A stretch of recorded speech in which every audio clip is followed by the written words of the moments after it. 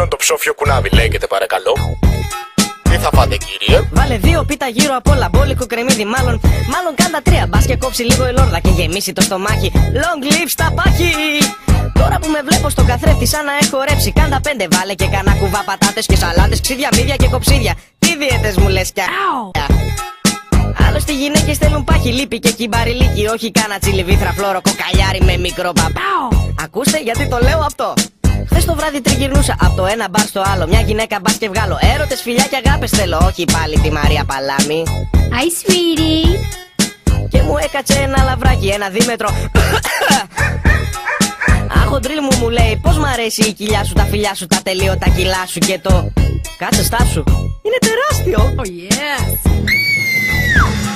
Γι' αυτό σας λέω φάτε και ποτέ μη σταματάτε. Στα γυράδικα γυρνάτε και ό,τι βρείτε σαβουριάστε. Και αν στο τέλος δεν χωράτε, δεν θα φταίω εγώ, δεν θα φταίω εγώ, δεν θα φταίω εγώ.